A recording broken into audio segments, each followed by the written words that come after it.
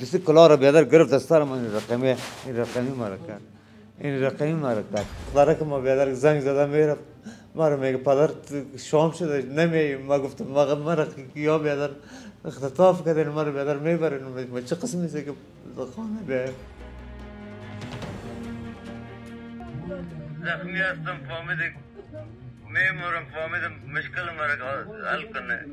گیر که چیر کردین فهمیدی که یک دفعه از این جیب ما بیادر برآمد، این از این جیب ما بیادر $2300 هم گرفته.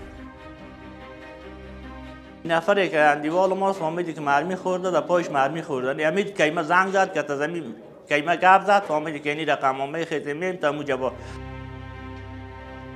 تبصوی کس اغام بینی بلسو او هغه مو راویسته یو اختطاف سوي اختطاف چند کسان چې کوم بانډ و دا مو ټول ویني بله تقریبا تعداد یې 6 کسان دي.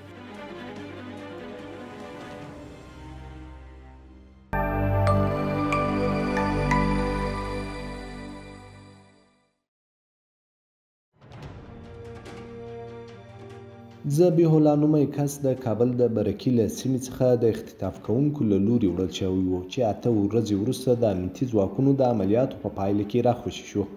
هغه د خپل د اختطاف د قضیې په تړاو داسې وایي: اختطاف شدم که فهمیدم، ما خبر نبودم از طرف برکی رفته بودم، رفته بودم، ما خدایی خیال فکر نبودم که فهمیدم اختطاف میشم.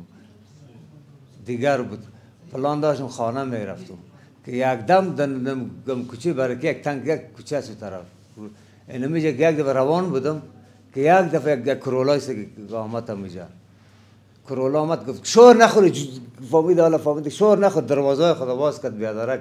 اینمیجا مرا فهمیدی سه 2 نفر مسئله بود، فهمید ایت لنگوټا هم زده بود، نیست که خریشان داشتین. اما دستی فهمید دروازه خدا باز کرد، عاجل ما رو بیادر دم موتر انداخت، کمی انداخت دستی نمی کلا دستی کلا رو بیادر گرفت از سرم. این رقمی مرکت، این رقمی مرکت. دیگه دستای ما رو بسته کردین، دم موتر پای ما رو بسته کردین بیادر. ما دیگه نفهمیدم دیگه ما کدام طرف میبره. کبرد آخر دم راه در جیبای ما دست انداختن. $2300 بود پیش ما، در جیب ما یورم گرفتین. دیگه در جیب دیگه ما 7000 افغانی بود تیرم گرفتین از پیش ما. دیگه کلی موتر ما رو از پیش ما گرفتین. تذکره اصلی ما رو گرفتین، تذکره اصلی الکترونی تذکره ما رو گرفتین. فهمیدی دیگه هیچ چیز در جیب ما نماندین. اینمی کلا را سر ما کش کردین، دستای ما را میتونم کتلات بسته کردین، کل چادر پای ما را بسته کردین. اما تو بردن ما را دیگه فهمیدی سه که بردن ما که 2 ساعت رای سه ما را بردن کدام طرف. هغه زیاتوي د اختطاف کوونکو له لوري زیات شکنجه شوی او حتی یوه اندازه پیسې هم ورسره وي چې ورڅخه اخیستل شوي دي. فهمیدی سه که می رسیدم که دستی ما را بیادر لاتوکوب هم کرد، سلیکاری هم کرد، دستی فهمیدی چاپا کردین ما را دم اتاق زدین ما را لات هم کردین زدین هم دیگه. این کالای ما را بیادر، این کالای ما را جانم است، اینمی کالای ما را قرار بیادر نیست که چیر کردین. این تو نیجا این تو ایجا چیرش کردین، ایره که چیر کردین فهمیدی که یک دفعه از این جیب ما بیادر برآمد، این از این جیب ما بیادر $2300 هم گرفتین از این جیب. دیگه که 7000 افغانی از این جیب ما گرفتین. این مردم نمیشناختمشان، ندیده بودمشان. دختره که ما بیادر زنگ زده میرفت، ما رو میگه پدر شام شده نمی. ما گفتم ما را یا بیادر اختطاف کردین، ما رو بیادر میبرین. ما چه قسم نیست که خانه بیایم. ذبیح الله وایي اختطاف کوونکو ورڅخه د پیسو غوښتنه کوله، کوم دوکانونه چې د ده او ورونو له لوري پلورل شوي وه. خاصشان پول بود که یعنی بیادر نفر $5000 بیادرای مرابطه که بیادر ایسه که 5000 یک بیادرت پرته، 5000 دیگه پرته، همشیرت پرته، مادرت پرته، این پرته. میگه شما خود دکانا رو فروخته. میگه بابته که فهمیدم تو رو اعلام کنم. بیادرای ما گفتشانه که بیادر ما 1 روپا نداره، ما کس کجا کنیم که تو پیسه بدیم. د اختطاف کوونکو له ډلې یو تن وایي 8 کس د پروان بګرام ولسوالۍ ته راوړل شوی چې د په خپل کور کې ځای ورکړی و.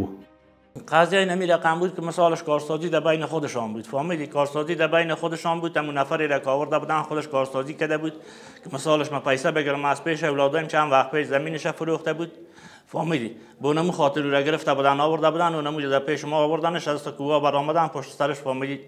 چیزا در آمدن مجاهدینا ما را گرفتن. تماس گفتم همین نفری که اندیوال ماست، فهمیدی که مرمی خورده، در پایش مرمی خورده. امید کیما زنگ زد که زمین کیما گپ زد، فهمیدی که اینی رقمامه خیلی میم تا موجبا من اونجا در بین اولی بودم، خیستن آمدن، فهمیدی؟ اونجا مورد در پیش ما ماندن، اینمی جوریان در سر ما شد، خلاص چوام در پیش ما رد نکرد. د جنایي جرمونو په وړاندې د مبارزې ریاست وایي ذبیح الله نومی کس د کابل له برکي څخه اختطاف شوی و او په پروان ولایت کې د اختطاف کوونکو له منګولو ژغورل شوی او په تړاو یې 6 کسان هم نیول شوي دي. بیا موږ عملیات شروع کړه، پلان مو ورته ترتیب کړئ، پلان مو جوړ کړئ او د دې په نتیجه کې لله الحمد پرون موږ خپل هدف ته ورسېدلو چې د دې اختطاف کړو یو باند و، مهم باند و، دا مو ونیوی او ان تر دې چې هغه کور کې چې کوم کس یې ساتلی و هغه اختطاف سوی کس هغه هم ونیوله سو او هغه مو راویستی او اختطاف سوي اختطاف چند کسان چې کوم باند و دا مو ټول ونیوله، تقریبا تعداد یې 6 کسان دي او دوی د اختطاف سوي کس د کورنۍ نه تقریبا $2 غوښتله چې لله الحمد موږ دا کسان ونیوله او اوس تحت نظارت دي. د جنایي جرمونو په وړاندې د مبارزې ریاست د هغو امنیتي ځواکونو د هڅو ستاینه کوي چې په سختو حالاتو کې د اختطاف کوونکو په وړاندې مبارزه کړې او هغوی به مکافات هم کړي.